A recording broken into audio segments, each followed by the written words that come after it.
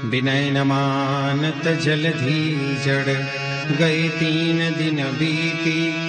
बोले राम सखो पतव, भय बिन होई न प्रीति।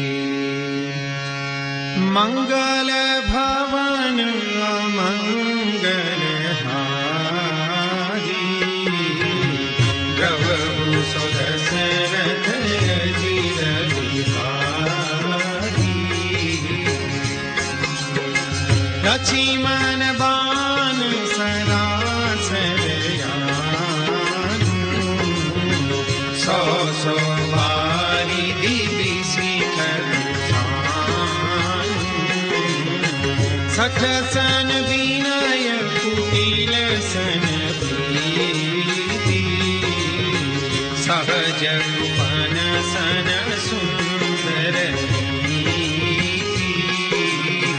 ममता रत सन ज्ञान कहानी। अति लोभी सन विरति बखानी। क्रोधी सम कामी ही हरि कथा।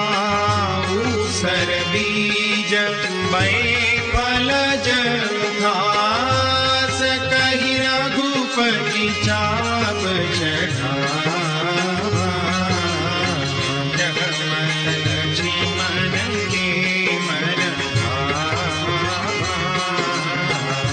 संधाने प्रभु विसिख कराला। उठी उदधीर अंतर ज्वाला।